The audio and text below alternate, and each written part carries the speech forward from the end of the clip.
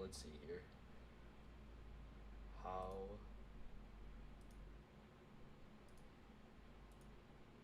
do I do this?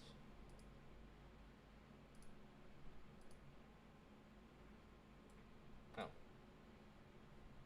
It's like live.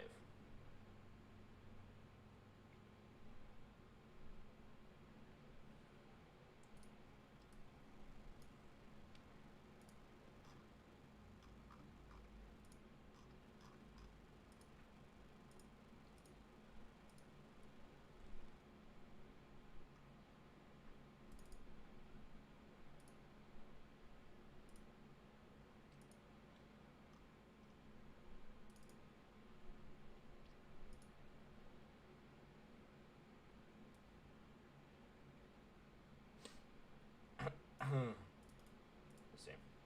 Did it change? No, not yet.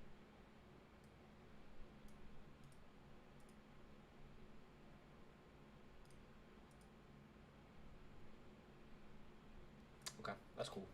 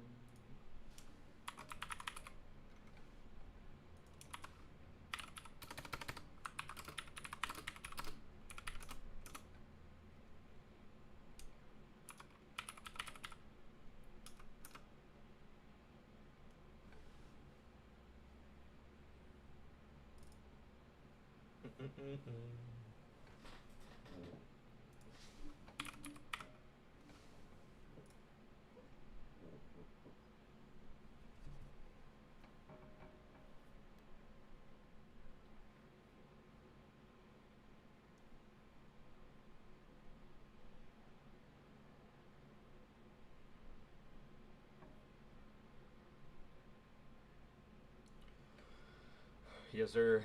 Insurmountable dub. What's up? What's up? What's up? How we doing? How we doing? How we doing?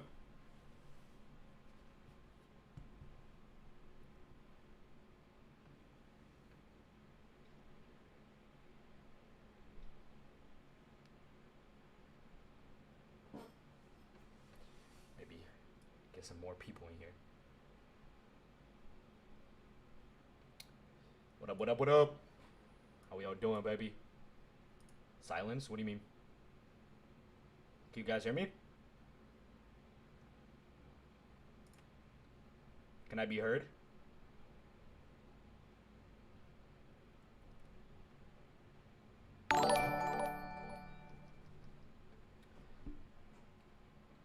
That shit is loud.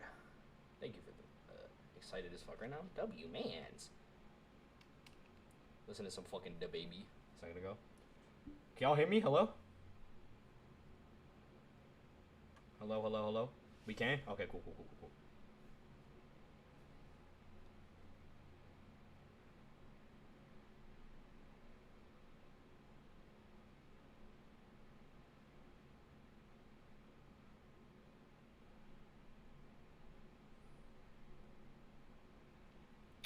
I'm just uploading a TikTok right now. What's up, everybody? I'm uploading a TikTok right now. And we're gonna fucking get into it in a second.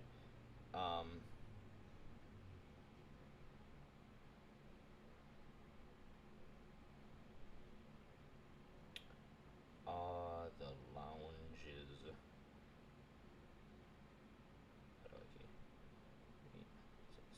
All right, boom. TikTok is up.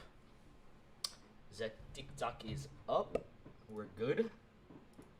We're chilling.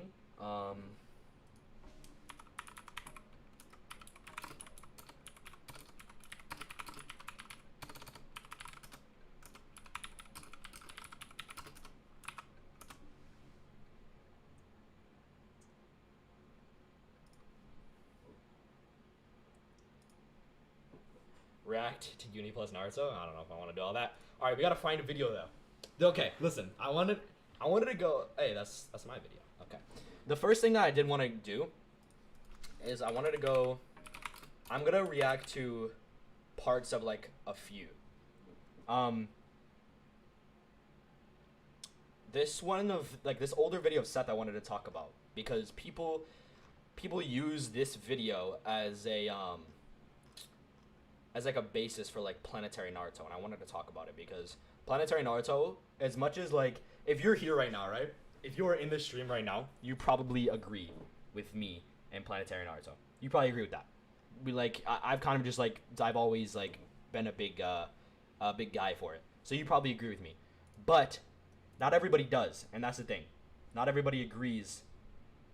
Not everybody agrees with planetary Naruto. So I wanted to talk a little bit about the I want to talk a little bit about this because I think that it's a important topic. Yeah? Are you ready? See if Hello everyone, it is your host. You can definitely fucking hear it. Okay. Are we all ready? Whoever's here, fucking stick around for S plus. Not even just S plus tier. S plus tier, alright? S plus tier.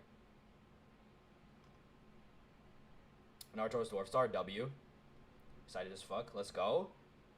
React TV plus Naruto? Yeah, I will eventually. I'll definitely react to it eventually. We're just gonna be like possibly losing viewers though, which is kind of tough.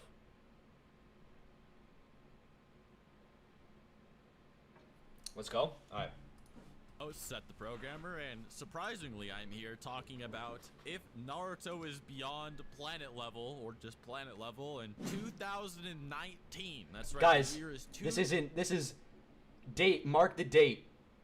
It is 3:38 p.m. August 26, 2022, and we're still talking about this. Okay. All right. 2019, and we are still talking about if Naruto is above planet level or not. And here I thought the Momoshiki video made some waves, but I guess not. I guess we're moving back a few years and we're going to be talking to some Neanderthals in the community that are still lurking about and aren't with the times. So moving these anachronisms aside, we're going to talk about the current meta of planet level Naruto and what it means to be planet level in versus debating. Now, a lot of people, especially like anti-versus, you know, community members, they'll basically say things like, Mr. Programmer, where's the planet? What's up, Favor? When did Naruto destroy the planet? Or even like with Lightspeed thing, Programmer, where's the light? Naruto is not moving at light speed. Well, okay, alright. So first off, right there, Naruto was not moving at light speed. The analogy that he gave, alright, the reactionary part that he gave, and what he put up on the screen, his own editing here, right, is Light Fang. Naruto did not move at light speed when dodging Light Fang. All right. So, first off, not light speed. Naruto is not light speed for that. We already know this. I think I've already like well established that fact. But the other thing that's very interesting is that people still have such a big like problem. They have such a hard time separating the difference between AP and DC. I find that very interesting. Yeah. Did you see the scene? Right, it was like the whole Kabuki and Afro Senju debate thing, where they just scale the anime and they don't understand like the actual connotations of feats or lore behind certain things. I'm going to be explaining in this video what it means to do all that, what planet level actually means. So like when I say planet level, what does that equate to? Hopefully, right. You know, and also I do understand where some people are coming from with like not understanding like planet level. Like a lot of people use, oh well, Naruto can create 5,000 clones. Even if he's continental, he could destroy the planet since there's 5,000 of him and they're all gonna sing on the planet into oblivion or something. Like I understand the ridiculousness of those claims, right? And I can understand why people don't really like them that much. And I guarantee to be fair, he wouldn't be planetary for that, but he definitely could planet level Naruto. I'm gonna confirm the lore agrees with it. There are feats that agree with it. Okay. We can like go into it a little bit. Okay, it goes into the GBE right here. From the lore agrees with it. There are feats that usually have to overcome its GBE and cause it to fragment apart or absolutely vaporize it or destroy it. Most people scale Okay, so I don't want to nitpick. Planet level as the former and utilize GBE as the bar for what it takes to destroy a body as the planet. To be fair, that Light Fang feat was Yeah, I should do the TikTok live thing. You're right. I'm gonna do that.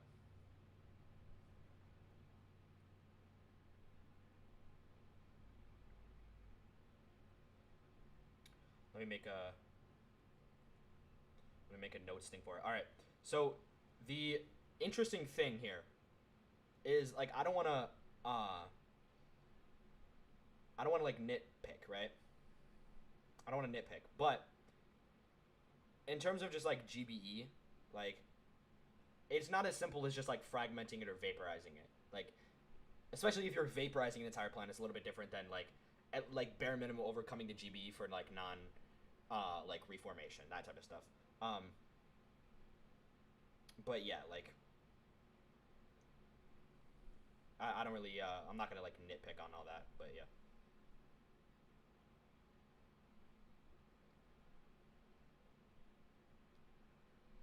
All right, let me put this up on my TikTok and then we'll get right to it.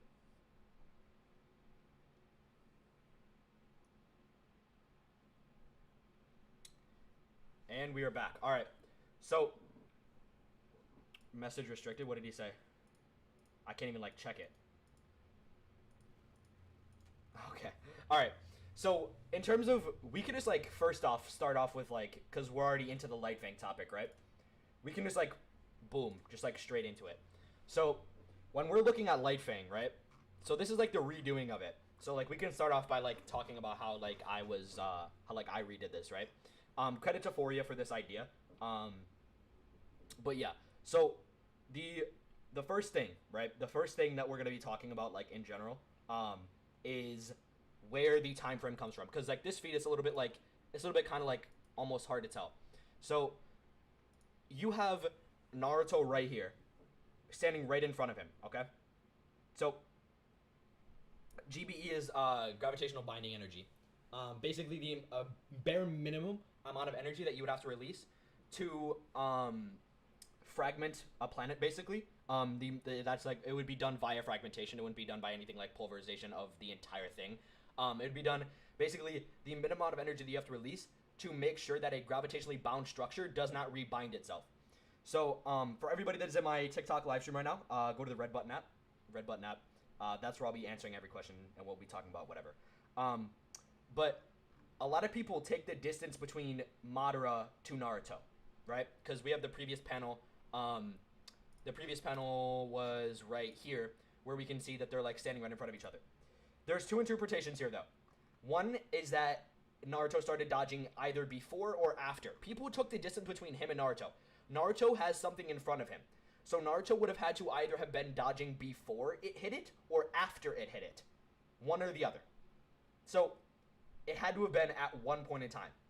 So given that it was one point in time, we would take, and what I did here is I took between the TSO, or the True Seeking Orb, because he would have had to have been. He would have had to have been dodging either before or after. It wouldn't have been like the distance between him and it, because he had something else in front of him that we know got cut before he did. So the whole thing there is that it would have had to have been him to TSO, or it would have had to been Madara to TSO or Naruto to TSO. So after redoing it, you have two methodologies that we go through here. There's like the basic pixel scaling, which I'm like hoping that some of you enjoy. You would go find out everything that you need to, and then you get your time frame. The time frame is where it becomes very important, because your time frame, him to TSO, would give you like, what is this? FTL perceptions, 1.6C. So relativistic plus speed off of this to FTL, depending on the interpretation. It depends on the interpretation of what you're saying. If it's from Naruto to TSO, then it's FTL. But if it's from Madara to TSO, it is relativistic plus. So we have a relativistic plus to FTL feat with FTL perceptions both ways. Potentially. Now, say you don't like all that. The lowest that you can get this, in my opinion, with like relative ease, is 90% the speed of light perceptions with 35% the speed of light speed. So you're one way or another, you're getting there. One way or the other, you're getting there. All right. So for everybody who's wondering, you will get to any calc that I need to get to for this. I have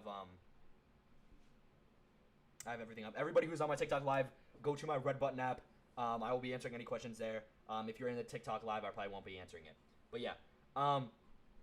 So now that we got Lightfang out of the way, nobody go through the rest of this live stream thinking that Naruto's FTL off of dodging that just because he dodged something that was light speed. So yeah, we can head right back into the video though, because you know, he's getting into the science. It can't hold itself. If he gets anything wrong, of course I'm gonna let me see the perceptions again. It was what's it called?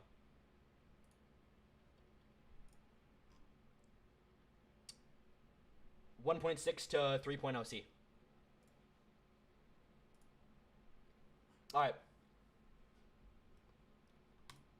Together beyond its gravitational binding energy.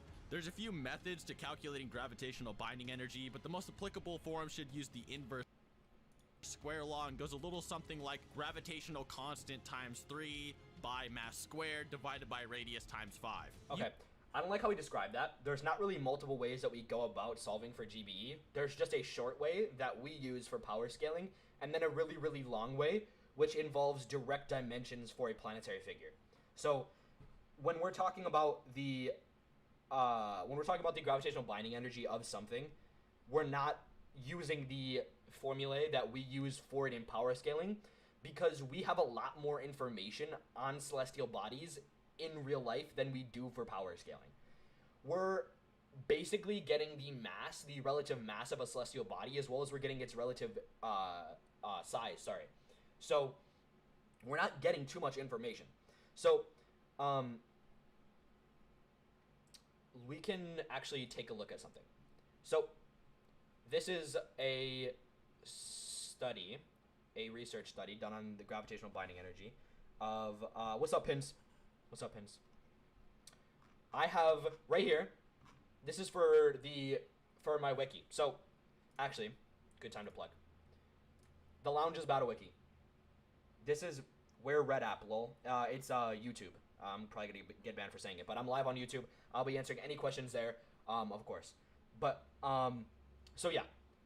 This is where it gets interesting, right? So, what I use is gravitational binding energy for all of these.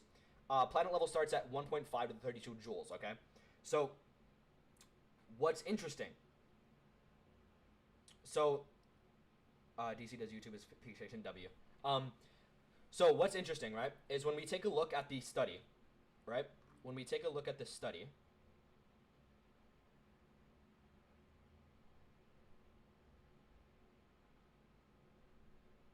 where is it? Why am I like, oh, there it is. Okay. So we have Dave Topinski's. This is the good one. This is the good one. So this is right here. Dave Topinski's fucking earth binding energy, right? It goes through a massive process, okay? I could break down every single one of these for you, okay? Because like this is something that I have to do like kind of like somewhat regularly. Favor. So on the wiki there's the reactions page, and then how to solve for it. Just taking the time frame for baseline speed of light and then applying it. But perception is a very complex thing, but we don't you know, have the same education as you, so be quiet. Okay, whatever. So he goes through a lot of very, very complex things, right? Taking in each layer of the planet, So going from the outer core, the inner core, the mantle, transitional zones. Transitional zones are super underrated in terms of calculating things for celestial bodies, because transitional zones are very much overlooked because of their lack of total mass, but their overall density contribution to the celestial body starts to add up. So he goes through everything. And then he comes out to eventually what is our gravitational binding energy for the Earth, which is very interesting.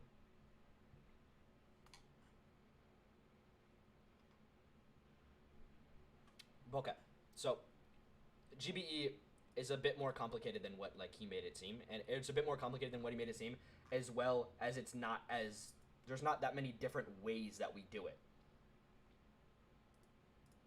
Using this, we can gather that the gravitational binding energy equals 2.487 times 10 to the 32 joules. And while this method does assume Earth is a sphere, which it's not a perfect sphere, it would be in the same order of magnitude or similar to. For those that are confused by that number, don't focus too much on all of the numbers. Simply look at the scientific notation of the results, aka the order of magnitude, which is the 10 to the 32 part at the end of the calculation. The 10 not really. I mean, 2 is the only thing that really matters when scaling the levels here. For those that don't like to calculate too many things freehand, or if you want to do it yourself, you can also use websites like StarDestroyer.net. What's up, everybody? If you're in my live stream on TikTok, I'm live on the red button app in my bio. That 10 to the 32 is the order of magnitude that we do use to calculate what is planet level. You don't actually need to vaporize a planet to actually reach planet level. That is obviously some caveman logic, and that does not actually utilize what the characters are doing to their utmost. So I guess feat number 1 is obviously the ubiquitous Kaguya is going to destroy her realm. Now this is confirmed in the data books as well as the anime. The anime and the manga actually make it even more powerful. They're like, she's gonna destroy the entire time space, and Obito actually compares Kaguya's time space as massive, a vast time space where he can connect to the main time space without any problems whatsoever. So basically, it was actually going to destroy a large planetary through large star level time space, because there is a moon in Kaguya's dimension that is orbiting the planet. There's actually numerous... Okay, this is the anime. The anime only, guys. The only thing that... This is anime only. I'm literally gonna skip over this. I already watched this video before. Everything that he says here is anime only. I don't even think I really need to debunk that. Do I?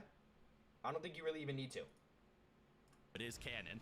The moon is 384,000 kilometers away from the Earth, and of course there are Roche limits between orbiting bodies and a main planet, so the moon would have to be between like a certain limit to not disintegrate for being too close. So yeah, this is an interesting one. I actually have something written up for you guys on this.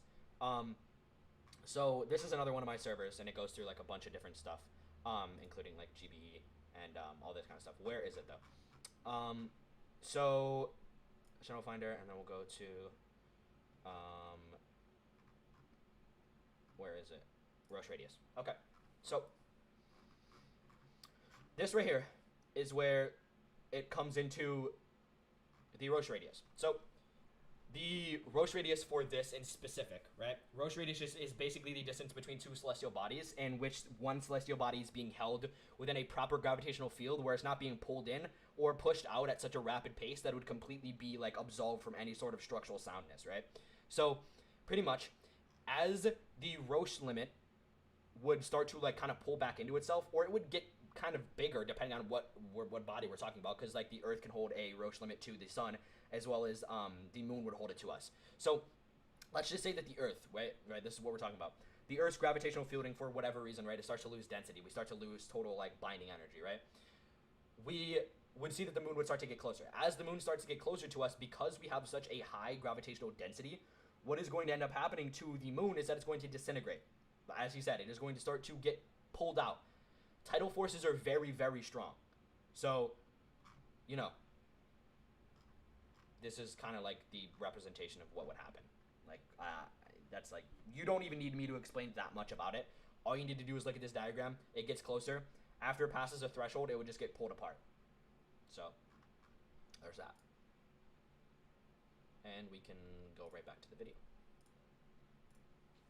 We just use like the basic distance between Earth and the moon as a low ball. Vaporization values for a sphere of this size gives us 6.11 by 10 to the... Wait, whoa! Did I miss something? Why did he say that? Naruto is going to become Hokage. There's actually stars inside of Kaguya's dimension, so that's why we say large planetary to large star level. Large star. Where did the large star part come from? So, where did that... Wait. Where did large star come from? What am I missing here? Am I missing something? Where did large star come from? I could destroy 15 stars at the same, or within relative, Like, I could destroy 15 separate stars, or even 15 stars at the same time, and I still might not even hit large star level. The whole thing here, right, is it's too much speculation. There is way too much speculation for this feat. Way too much speculation.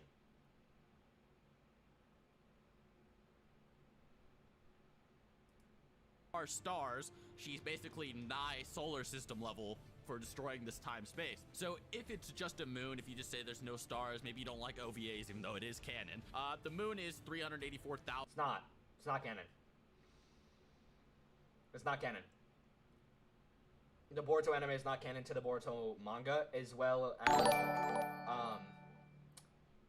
thank you for the subscription, Metro Kai, I appreciate you, homie. Yeah, the Boruto anime is not canon to the Boruto manga, so we're, like, if he's canon to the Boruto anime, sure. Most of the light novels are okay. The Boruto novel, the movie novel, not cool. The only canon movie, I believe, is, The Last. The Last is the only canon movie, I believe, so.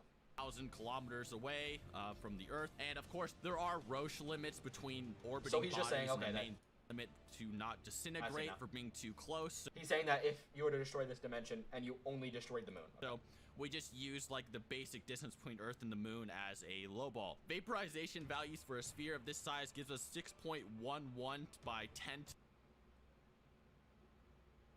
I don't know how I feel about like vaping it. Like, she's destroying her dimensions, but why would she be vaping? I'm sure. To the 36 joules, which is large planetary.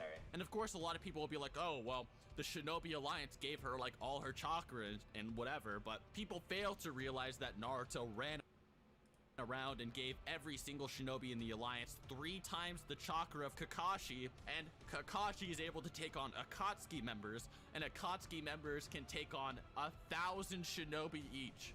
Lowballing. It's actually stated verbatim in the data book. Each Akatsuki member can take on thousands of shinobi. So Naruto literally amplified the entire Shinobi Alliance with half of the Nine Tails by thousands of times by touching their shoulders. So no, the Shinobi Alliance did nothing to Kaguya's power, not even a single percentage of an amp. As I said before, in this dimension we also see a star, so there should be a distance between the star and a planet similar to the distance between the Earth. Not really. Like, you could anxize that. It's probably, like, not even close.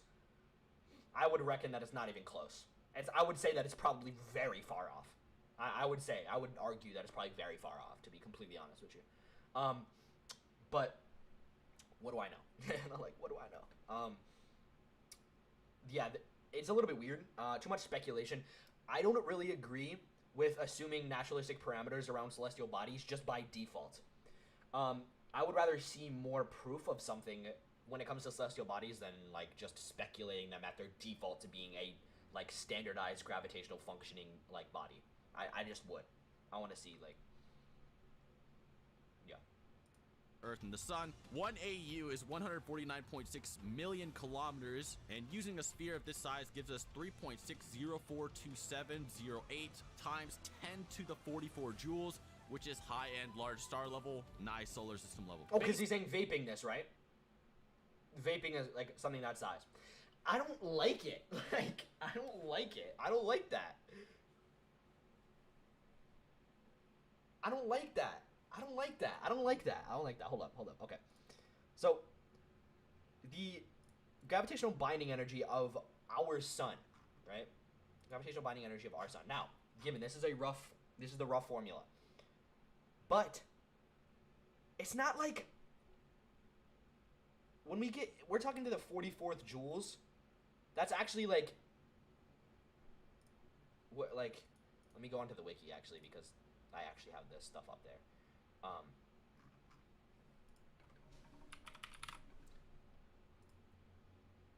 What is to the 44th? Is that solar? Is that in the solar? Is that large star?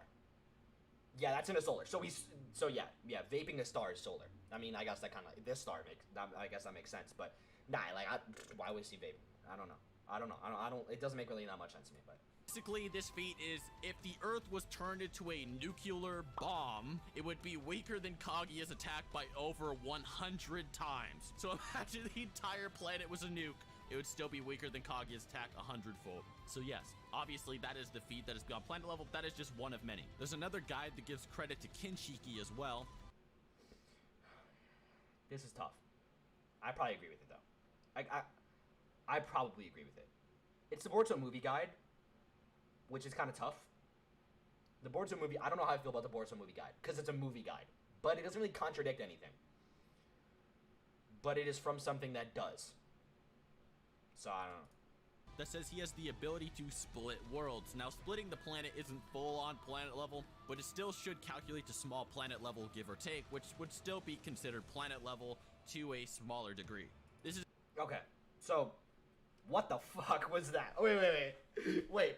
Alright, it should be planet level, but it's not planet level, but it might as well be planet level. I don't really get that. Okay, alright, so... Once again, we need to reference our mathematics here real quick, okay? So, what did I use for this? Venus. I used Venus for this, okay? So, Mercury's GBE is virtually nothing, like virtually nothing. It's like literally like it's over moon level. But it's nothing. And then we have Venus's GBE, which is a little bit higher. But even Venus's GBE is still a lot less than even the Earth's. So, it might as well be planet level? How? It's a small planetary feat, like you just said. And then it's somehow planetary because it makes... whatever. Is a good feat because it's supposedly just a casual attack that he can perform this, and many characters are able to block, parry, and deflect Kinshiki's strongest attacks. I do agree with that. Like Sasuke's one arm and his sword. So just his casual slashes are able to split worlds beyond their GBE. Now, the reason this feat is so impressive is mainly due to how planetary is even classified to begin with. Fragmenting the planet beyond its GBE, however, many people don't realize that simply separating a planet from its GBE is really one of the most impressive aspects. You also need to realize what splitting an entire planet in half would mean. Not only would you be splitting straight through the world, you'd also be then splitting those halves away from each other, and that's why the feat is still comparable to planet level, but obviously not exactly. For those of you who still aren't convinced, I don't think small planetary is comparable to planet level. I don't think that you could just upscale it because of that. I don't think that you could say like, this is a small planetary feat, it might as well be planetary. I don't really agree with that notion, to be completely honest. That it should be impressive. I think a good visual example of what's happening is looking how the crust of the planet, or every continent and ocean, compared to the actual whole planet. Okay, so oceanic crust is very different than continental crust. Its density is a lot different. Does that mean like nah? Yeah. What splitting it in half would act like? Just know, like for like reference, like continental crust is like different than oceanic crust. Actually equate to. Splitting this apart would equate to 5.08 by 10 to the 30 joules, giving the benefit of the doubt and not lowballing it to oblivion, and I'll put that calc in the description below. Okay, wait, so he's putting the calcs in the description. Okay. Oh, is it VSBW? Oh my goodness. It's VSB. It's VSB. Wait. What the fuck? Wait. Wait, did you guys know this? Wait. Nobody's typed in chat in fucking 8 years. Is anybody still here?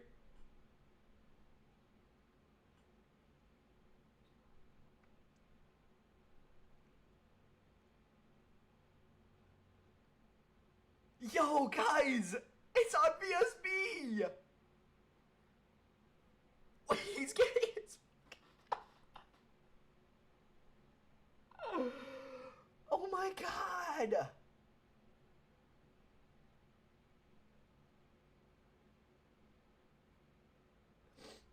He's getting his calcs from VSB! What the hell? How did I not know this? He got all of his calcs from Versus Battle Wiki. Please don't tell me to just link the Kinshiki profile. Okay, no, this is just the one we already looked at. Okay. Thank you, Sean. I love you, Omi. I love you, bro. I love you. I love you. Thank you for the gifts. Oh my goodness.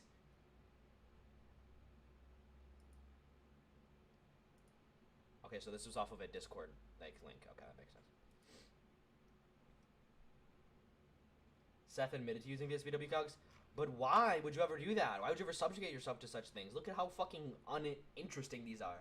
Sean, I appreciate you, homie, bro. I love you. Thank you.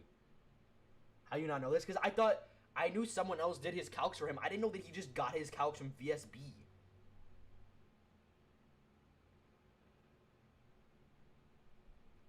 Okay, it's webcam Parrot. I knew Parrot did his calcs, though. Which is this one? Is this Ten Toes?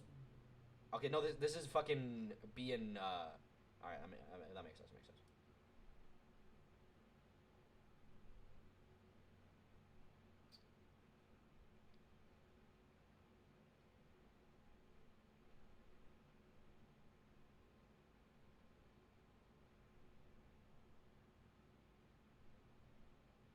Okay, that's, like, interesting. So, like, we can just, like, take a look at the bijous for a second. I only have one bijou feat calc right now. Two, but, like, we'll talk about it. So,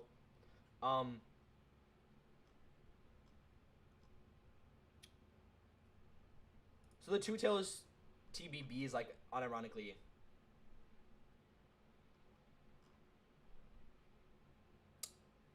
Never used VSBW. Yeah, no, I never like really used VSB calcs before, anyways.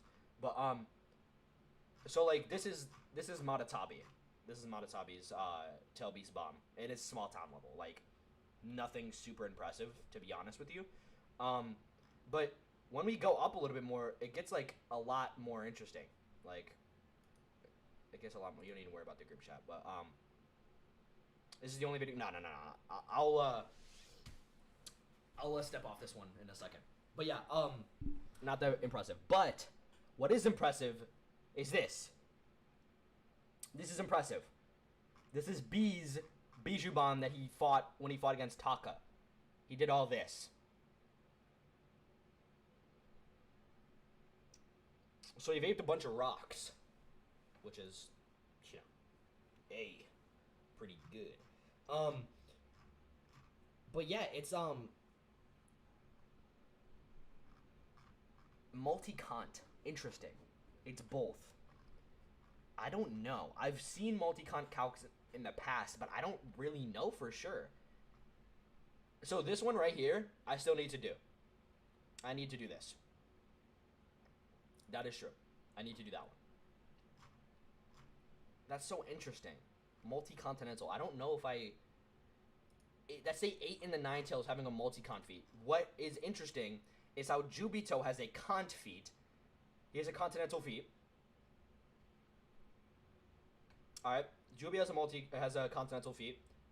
And Madara, not this one, has a multi-continental feat. Do we really want to say? Well, I guess that you could say this was like a casual Madara, and that was a full power B in Kurama. So they would, but it was also half of Kurama. But I guess you could say that he had the other half of Kurama as well as all of the other tailed beasts. But he didn't have the other half of Kurama, actually. No, he didn't have either half of Kurama.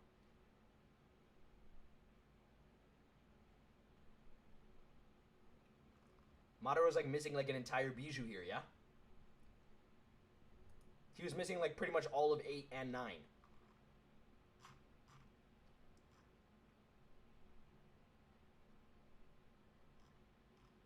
So, multi-continental... Maybe. That's almost moon level, though, which is tough. But, you know, whatever. Madara's Tenkai Shinsei's country level, so I don't even want to hear anything about that. God Tree. Oh, that's an entire video in itself. That's an entire video in itself. Yo, what's up, Juby? But yeah, nah, like, the whole, like, God Tree thing is, like, an entire video in itself. Assuming that it goes around the planet at a certain speed, like assuming that certain things get cut at fucking like lightning speed. What is this? Ten Tails Cataclysm. What is that? There we go. It's deleted. It has been deleted. Your mic sound way better on TikTok. My apologies.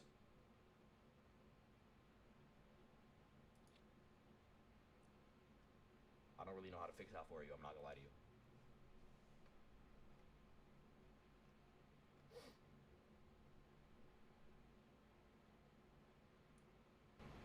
Turn up your mic. Is this good? Is this better?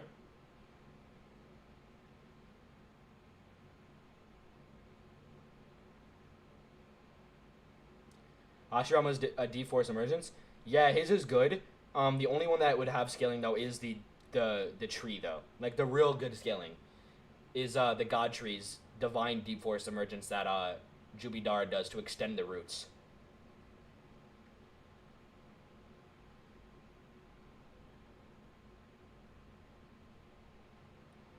Way better. Okay. So what is interesting is I want to go to a Naruto map real quick, right? Because I have some background noise though. Oh wait, I think I know what that is. Hold up. Yeah, Divine D-Force Emergence is deadly. If I calc one of the sizes of the islands or of the like villages, I guarantee you that I can get like distances for that, and then just say it happened in a time frame and get it. Okay.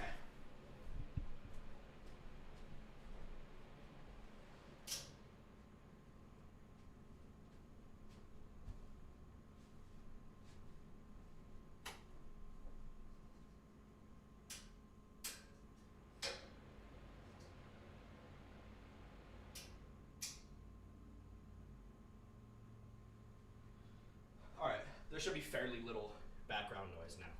But, yeah, it's very interesting, some of these feats. So, I would like to calculate the Naruto map, calculate the distances between these villages, and then I can then calculate Divine Deep Forest Emergence and see where he put those. I can then see where he put those roots to, and their energy wise. Because I already have like part of the tree calced, or at least a good portion of it. Oh, my legs are so dead from lifting. Okay, so sorry about this squeaky ass chair. So yeah, I mean, I guess that's like a method that I can take, and I definitely wouldn't be going too far out of my way to do that. But okay, we went through this. I think we already get my opinions. Is that like, you know, gonna go through quite a bit of stuff. But June 5th, 2021. I uploaded. What was that? Oh, the average non. Thank you for the sub. Goku versus Saitama, the honest truth, in which I gave my honest opinion on the scaling of Goku and Saitama and compared them, what I thought of the entire argument, etc. We went over Saitama being an endgame level protag at the start of his story, and how he had a lot more to show us in the future. The conclusion of that video was that unfortunately at the time, Saitama had not shown enough for us to really concretely say for 100% certainty what his maximum strength was, and Goku at the moment had shown more powerful things. But as of the writing of this video, I don't fuck with the anime, to be honest. Wait, where do you scale Naruto's AP and DC? Okay, so yeah, before we go on to this video, I'll just say that real quick. I think Naruto's planetary to planet plus, and then planetary to planet plus and relativistic to rel plus. on August 15th, 2022, Saitama has in fact shown his true strength against an opponent known as Cosmic Fear Garou. This is the manga adaptation of the webcomic battle, but now with massively higher feats, scaling, lore, implications, and so on than the original. So, to answer the title of this video, yes, everything has in fact changed. Not really. Not really. Nothing's really changed, to be honest. I mean, Goku still speed blitzes him, to be honest. Like, Goku literally blitzes the fuck out of him and his fucking shitterverse. Like, I'm not gonna lie. One thing I want to preface with this video is I'm not making this a dunk on. By the way, I don't actually think One Punch Man's a shitter verse. I love it. It's actually like top. It's like top 5 for me. I just wanted it like in terms of scaling wise. I think Goku still like violates like pretty bad. Any fandom or be too crazy with this update video. It's bait. These days it seems like Is it bait chat? in everyone's head when it comes to Goku versus Saitama, and whether it's people that love my opinion or even despise it. It seems they both equally want to hear what I have to say about the new chapters of One Punch Man and how it applies to my previous works. That's Some people a even going disgusting so image. far as to say that me not talking about it is a huge problem. I think the most titanic change to the debate at the moment concerning Goku versus Saitama is it seems that one-shots everyone because it's funny argument people have been running has been severely crippled by the new chapter, with Saitama having an actual serious full-power battle against Garou, and not only meeting someone who could reach and understand his level, but having to become stronger to defeat. For a little bit, he could do it for a little. He could be on his level for a little bit. You know, he can match him only when he used an ability dedicated to doing such things, right? So he can be there for a second. He can be there for a second.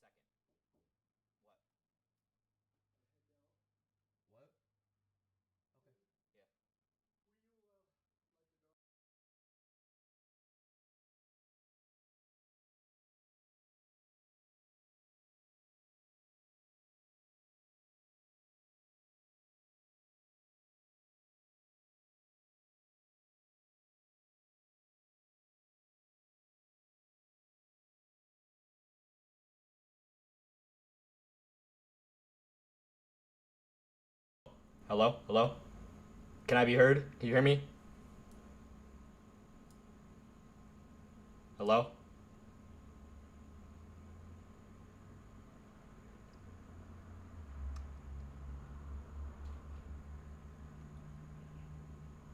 Okay, cool. Sorry, I thought someone was knocking on my door, but my dog was just banging her fucking big ass tail into it. Cool. Cool. Yeah, my dog was just banging her big ass tail into the fucking door. Alright, cool. We can get back to this then. But yeah, alright, no, I forgot. I'm off on a tangent. Yeah, so basically, like, Garou could be at the level of perceiving him for a short time before he's like, yeah, he grew again, and I can't do shit about it. Like, I don't even know where he is. DCU delayed? Yeah, there's a stream delay. I don't even know, like, how to fix it or anything like that, but there's delay. I'm pretty sure, at least. It's like, yeah, it's like normal. It's like at a normal setting.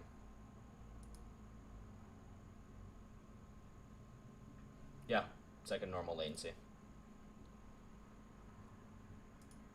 Garou mid-fight, implying he wasn't strong enough to one-shot him whenever he wanted to at that point of growth.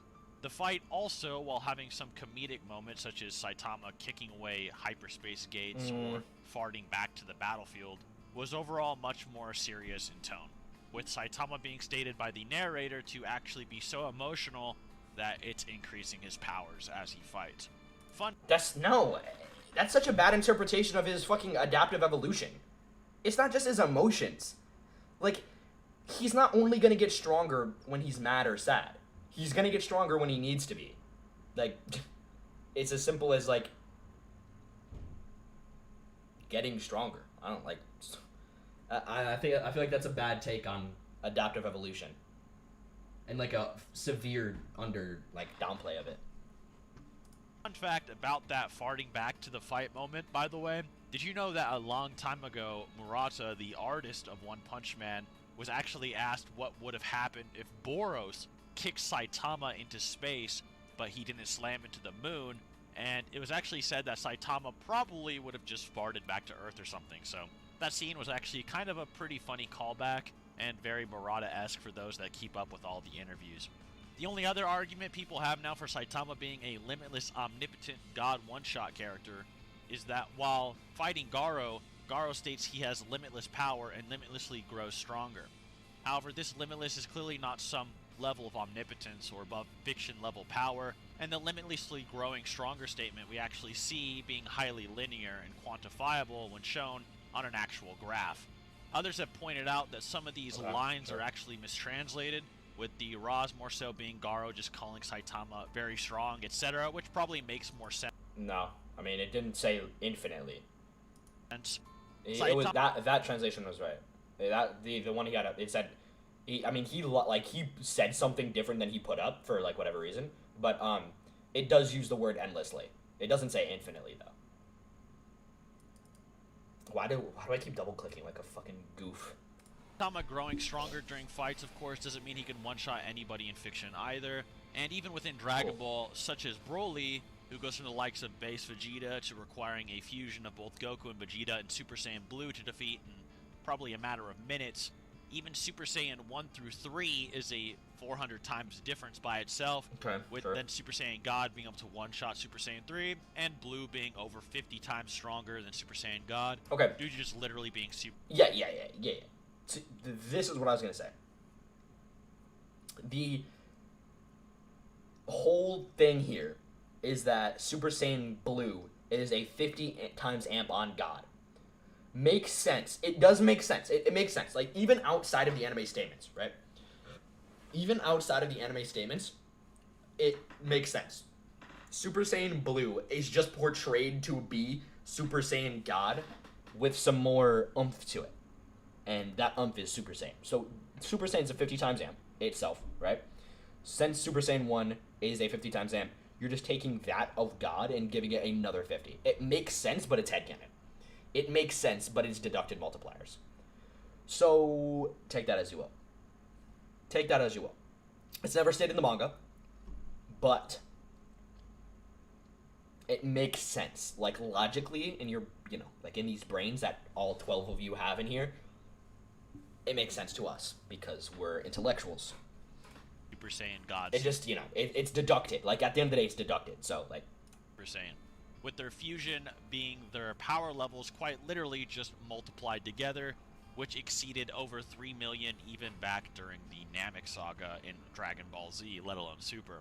You can see why Broly's increase is actually pretty insane. Using power levels anywhere past Namek, real bad. Real bad. Power levels, like, and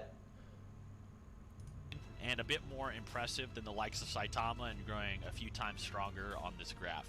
Now, you might be thinking that, well, Broly kind of did overpower Goku, so what's the issue? Well, we need to get into how strong Saitama actually is now for me to explain why, please. And I'm more so just getting this he grows stronger for everything out of the way in advance. Please. Last time we went over how strong Saitama was, his main form of grounded scaling based on feats actually performed in the series was centered around Lord Boros. To remind you, Boros was capable of launching Saitama at the moon at the speed of light or faster, and was capable of either A, blasting the surface off the planet using the webcomic statements with his full power, B, capable of destroying the planet using the anime statements, Favorite, this is his scaling, I'm gonna cry. From the data books and One Punch Man Blu-ray's Compass Guide, or C, capable of destroying entire stars, as based on or implied by, once again, the compass. Which, while it uses the same word for Boros' power in the Ra's as planet or star, Hoshi, it says that Boros in base form can destroy planets as well, so this has to be like some form of shotgunning, right? Like, he's just like putting it on one after the other, like, you have no time to process what's happening here. Translator made his limit broken form translate to star, as he should probably be stronger or do something different than his base form. With these current chapters of One Punch Man, Boros being able to destroy stars no longer seems like the higher ball interpretation, and even when Saitama could one-shot that attack anyway with a serious punch. Cosmic Fear Garou was capable... Okay, wait. Why is he talking about... Okay, guys, everybody here, listen to me for a second, please. I do not want any of you to think, listen. I do not want any of you guys to come out here and think that there was no scaling in OPM before this, okay? Look at all these calcs that I have, all right? You want to see what's a great one that we can all use? A great one that we can all use is literally Orochi being large planetary. Orochi had a large planetary feat. Orochi had a large planetary feat, guys. Okay? So, given that, I think that it's fair for us to assume that, you know, they're not planetary. Okay. They're not multi-continental, alright? Because when you're going all the way back to first major fight Saitama, that's a yikes, guys. Like, we have moon level, like multi-con to moon level Saitama here. We have multi-con to small planetary psychos here. Okay. So, yeah, just gonna throw that out there. Capable of manifesting Saitama. What server is this? It's my calc shop. It's not a public server. Strength, and thus able to trade serious blows with an arguably bloodlusted Saitama and beyond his normal full powers. Probably not. During these clashes, Bang has to get help from interdimensional fighters to transport the results of their clash far into space, or else the Earth would have been vaporized. This clash is then shown making a massive cluster, or at least millions of stars in the background seem to vanish, making even the harshest skeptics now on board with Saitama being able to either obliterate many solar systems to possibly multiple galaxies, depending on who you ask. Yes. With the added punch of Garou. There are some detractors for this, claiming that he only obliterated the light of the stars, and the stars were shown unharmed in later panels. Not even the same. Not even. Dude, guys, everybody listen to me here, alright? Everybody listen to me here. Guys. Guys. Everybody, alright? I'm about to say some crazy shit. I'm about to actually blow your guys' mind. I am going to blow your mind. Yo, everybody type, I'm here for it in chat. Or I'm ready. Everybody type, I'm ready. Everybody type, I'm ready, alright? I'm gonna wait till I see everybody's messages.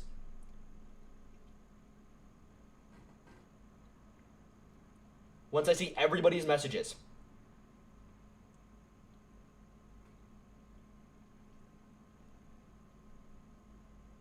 I want to see them all.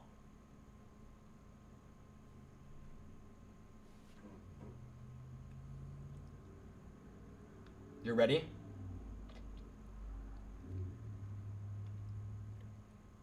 Okay, alright.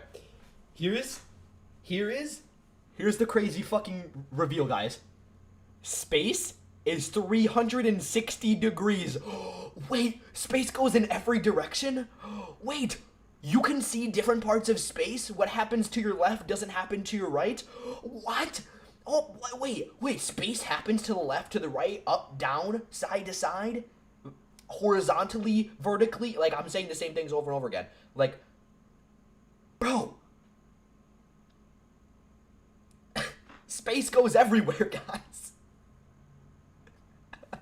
Space is in every direction. Like, they don't always need to be. They didn't just blow the light away. You can't blow light away. You can't blow light away. You can't blow light away. Oh. And blah, blah, blah. But for this video, I don't want to seem like I'm trying to downplay Saitama or try to make it... He didn't even address that. Wait, he didn't even address that.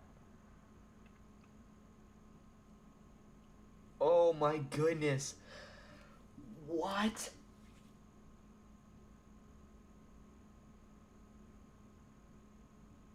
Wow. Even seem remotely so. For this video, we'll be granting him that feat in full, no matter how debatable some may think it is.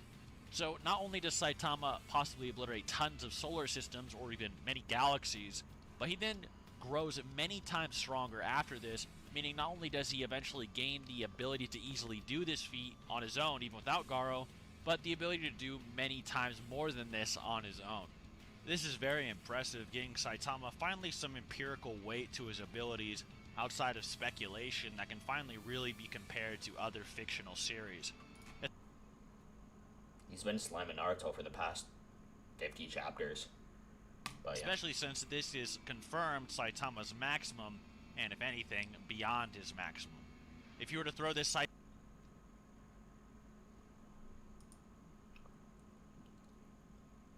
What? I thought we I thought we were like establishing that Saitama didn't have a maximum. I thought that was like the. I mean, whatever. Saitama in, say, the Dragon Ball Cell games, he would more than likely easily blow that whole tournament away with ease. Yes. Well, I agree. not accounting maybe for speed, but we'll get into that soon.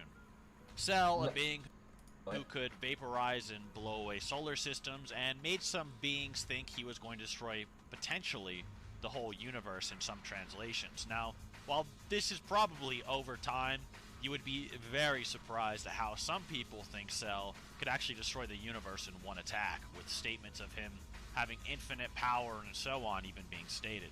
And I think... Alright, so, about this.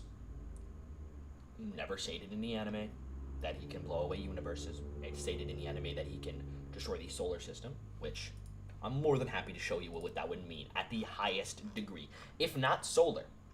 If not solar. Like, if you just want to take it at face value, say solar, perfect. If not, dwarf galaxy.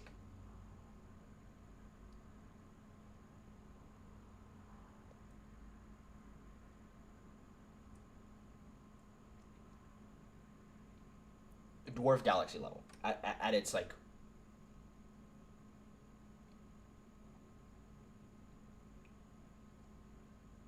So... I guess, like... That's cool? Like... But yeah. He's Dwarf Galaxy, like, for that feat.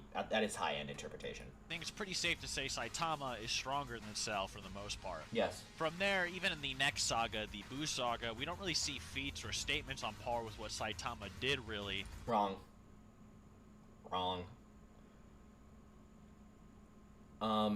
So... Well, alright. We can talk about it a little bit. So, the first one... Obviously, Kid Buu threatening Kai World. That's uni. It's just a uni feat overall. It's like fucking kind of crazy. But the thing is, right? This not the greatest feat, like consistency wise, but there is the feat of Goku powering up into Super Saiyan 3. Powering up into Super Saiyan 3 was felt in the Kai realm. It was felt in Otherworld. Otherworld is separate. It's a like literal separate universe to the like universe 7. So that power up is felt there, right? Even if you assume the lowest of the low balls, it's probably around galaxy to multi-galaxy, right? So if you use, I've seen people use 1 joule, right? So for you to put it in perspective, like a single joule of energy is about how much kinetic energy an apple releases when it's when it's falling off of a table, sorry. So an apple releases about 1 joule of kinetic energy when falling off of a table. So basically, assuming that Goku is releasing an apple's drop worth of energy at the point of sight, and then that energy spreads across the universe, that's a galaxy level feat.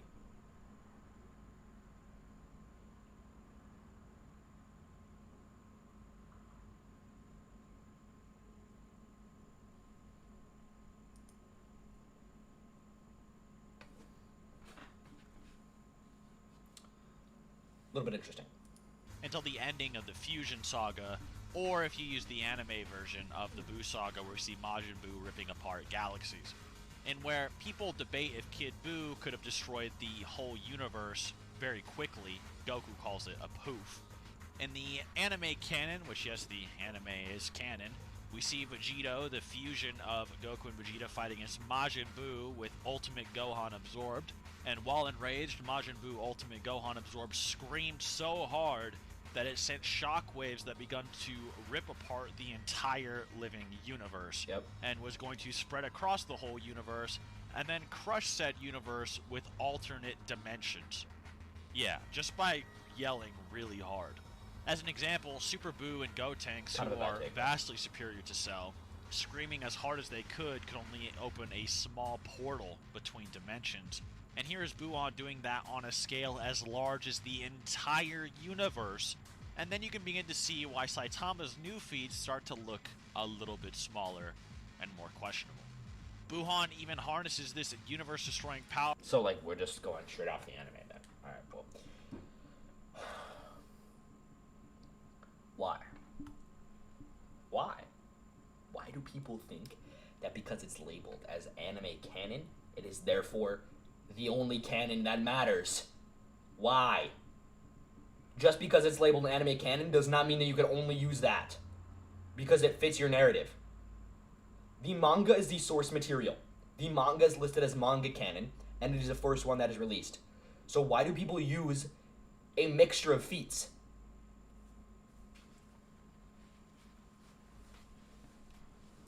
When he calms down later, and Vegito still bullies him with 0 difficulty.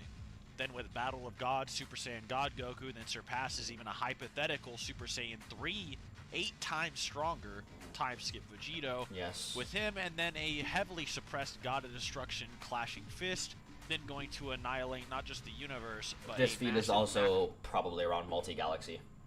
Macrocosm stated to be infinite in size multiple times. No, doesn't say that, by the way. Infinitely expanding. Doesn't say infinite.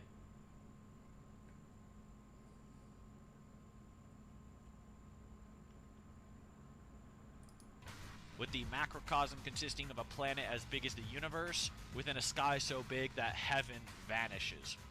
That's... Yeah, he's talking about this.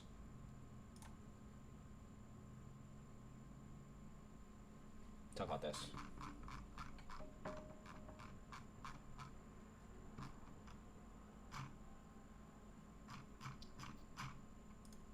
This bad guy.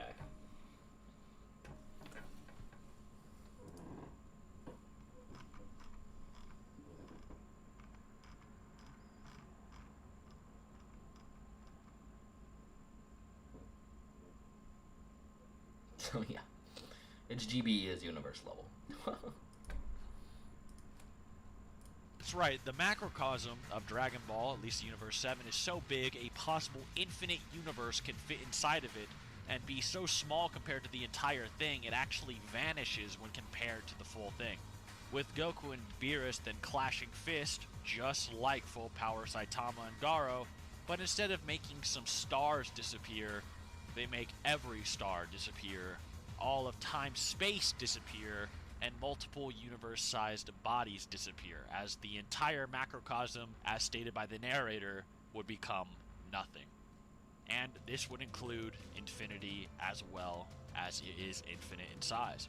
Considering, of course, we are not just saying limitless or infinite just mean very great, as obviously One Punch Man fans like to interpret infinity and limitless and those types of terms as true infinity, so we might as well just take Goku's infinity and stretch it to the utmost, right? And of course, all of these things Goku and Beerus does are not at full power.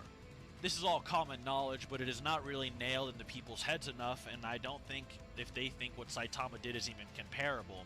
From here, the next argument is that Saitama can grow stronger, so eventually he'd just reach Goku's level. Not only is this feat already on a level of infinity, and I don't even know if I really even need to like watch the rest of this. He's just concluded the wrong things. So that feat of them shaking Universe 7 would be around multi-galaxy. He's probably uni. That feat itself is like around multi-galaxy probably. I agree with him being uni. I agree with him being MFTO plus, and I agree with him beating Saitama. But I don't agree with him for the reasons that he said. I don't really like that line of scaling. I don't think I agree with that.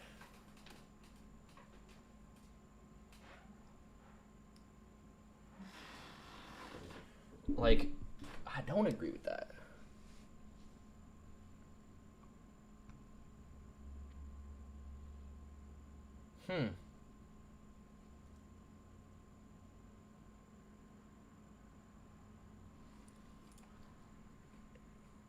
Damn, that's tough.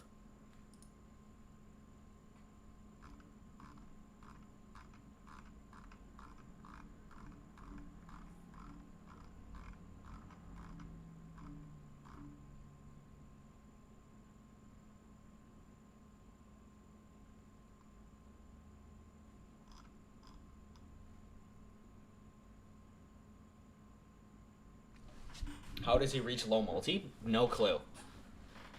Genuinely do not know. I have no clue how people deduced low multiversal for that. I don't know.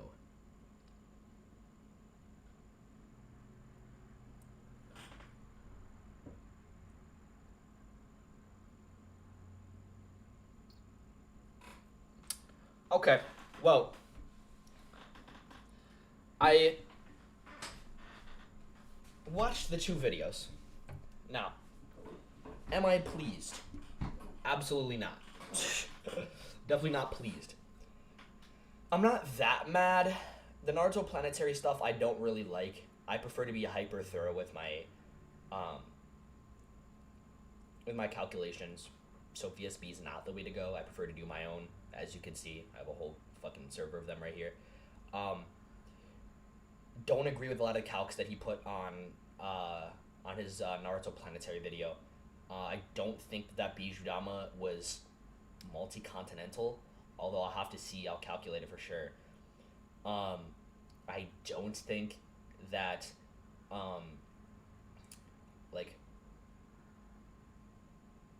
wait, keep going. I can't. I actually can't. I'll watch it on my own, but I cannot watch the whole video.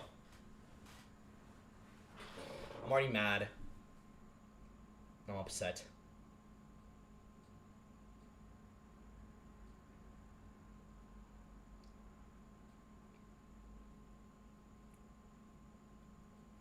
We've been up here for like, what, an hour? It's uptime for an hour on my first ever stream. Watched a couple of videos.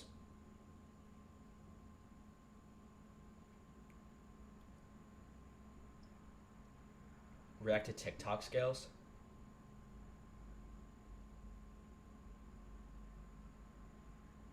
I'll watch the video. I'll watch it, but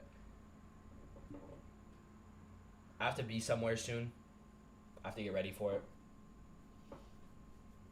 I'm going out.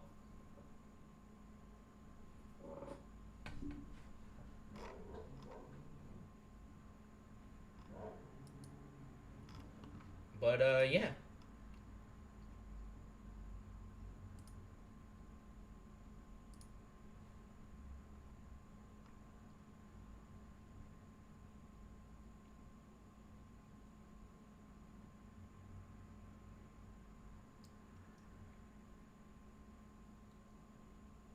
True.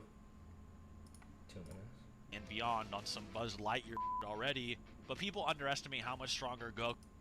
Growing stronger argument not working for the most part, and actually just being headcanon, as we don't even know the real increase outside of just a few times from one fight. From here, people will desperately claim that Saitama can interact with hyperspace portals that Garou can create. Hyperspace, which I pointed out on a stream when this chapter first came out, meaning more than one dimension. Now, while Goku actually has many arguments for being higher dimensional already, such as the afterlife of Dragon Ball possibly being higher dimensional or whatever, or even beings from early Z like Garlic Jr. being able to actually make hyperspace portals and interact with it in the dead zone, it's not needed. As Garou and Saitama agree, they already attack in 3 dimensions after this, and they are simply making a portal to go places rather than actually kicking around 4D space or something. Of course, 4D could also just mean 3 spatial dimensions and 1 temporal dimension, and if you make a portal out of these 4 dimensions, you can travel through it. Of course, this is what our actual universe would be comprised of, and you could just then simply argue they are simply kicking around the portal that helps lead to that space. Even then, hyperspace is a massive science fiction term that many use in place of just things that are able to travel faster than light, such as how ships in many science fiction shows can leap to hyperspace to travel. The ships doing this doesn't make them higher dimensional, nor was that ever the intent, nor is interacting or generating the ability to travel or connect to hyperspace make you that strong. Many series use the word hyperspace, including Dragon Ball, and we don't ever scale it like that for many, many reasons. Interacting with dimensional portals themselves is even something Naruto can do, and many other fictions, and we never give them that benefit or that credit for doing things of that caliber. So in terms of power, no, it's probably not in Saitama's favor, but what about speed? This one is more interesting, as at the end of Saitama vs. Garou, they work together to imagine universes within themselves, and using Garou's unique makeup helped Saitama travel back in time to punch Garou before the fight even began. Of course, traveling back in time itself doesn't really mean anything, but some will claim that Saitama completely breaks the speed formula by doing so, reaching something we call immeasurable speed in the power scaling community, which is a level of speed beyond infinite speed, as speed is measured by speed equals distance divided by time. So if a character can freely move throughout time, then the speed formula wouldn't apply to them and makes them immeasurable. Both Goku and Saitama have arguments for this, with Saitama's being this time travel feat with Garou, and Goku's being fighting hit while he is skipping into the future. With Goku, it's not totally implausible, but most don't agree with it, and even if it was accepted, it would be a very low and not completely abusable level of immeasurable speed. Say someone like Superman, who could sort of freely just go back in time when zooming around. However, even that is argued about. Example being, does making you go at the speed of light warp time and space and let you travel through time, etc., which gives you sort of a mock immeasurable speed. Not saying Superman only does this because of the light speed, but these are just examples that people bring up for many other characters. Saitama's has a much weaker argument than any of them, though, as he is clearly linking and being assisted by it being connected to the flow of the universe itself to jump through time, not just running so fast he so happens to. This would be a time travel technique, not a level of speed, and this creates a strange argument. What if Saitama, for whatever reason, decided he couldn't beat Goku in a fight, but absolutely wanted to? Could he simply travel backward in time and maybe just beat up Kid Goku or something? No, because Kid Goku's a gag character, but anyway, no, I'm joking. The only reason this is contentious is because of the way time manipulation and travel work in the Dragon Ball universe. Not only is the Dragon Ball universe potentially beyond infinitely larger than the known One Punch Man universe, but it also has many different rules, with traveling backward in time not affecting characters in the... Wait, Favor, what was your issue with his immeasurable speed? What was the technique? It's like, I agree with that.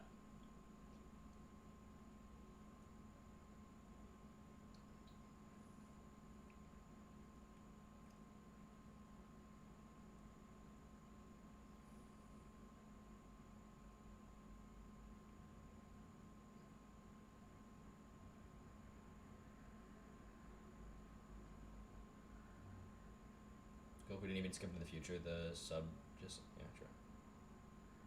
Oh, yeah. No, that was really bad. Of course. Everybody interprets hyperspace like very, very wrong in fiction.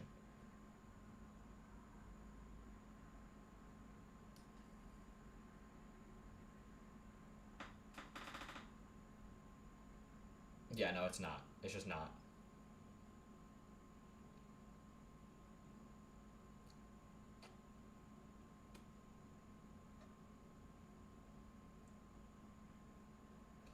Yeah, that part's bad. I thought you meant like you had a problem with like that part where you're talking about a technique. But yeah, everything else was bad. But like I kind of expected that.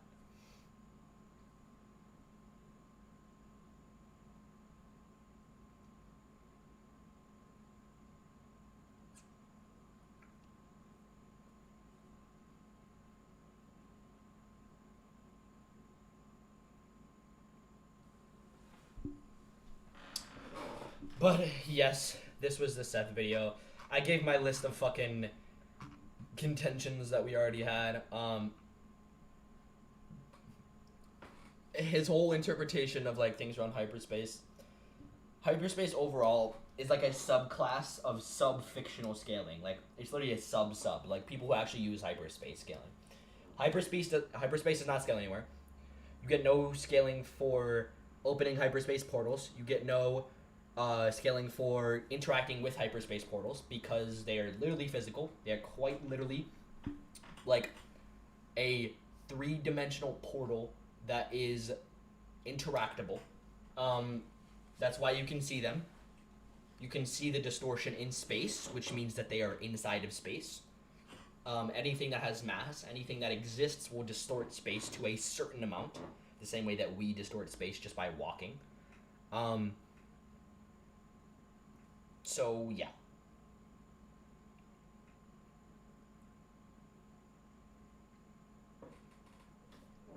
It's just like literally what he touches. Like, it's non-interactable, but it's not 4D. But yeah, that's like about it for me. I'm not gonna lie to you guys. I gotta get ready to go someplace. You were up for an hour and 20 minutes. So that's pretty good.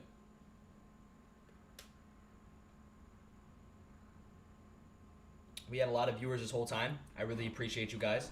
I'll definitely be going live on YouTube more often, doing these type of things. I definitely I could definitely do like calcs next time on here. Like I can show myself doing calcs, the process. I could show pretty much anything, whatever you guys want my next stream to be. Just let me know, you know. Come into my Discord. Tell me at the beginning of the next stream, whatever. We'll see what we're gonna do. We'll fucking hop to it.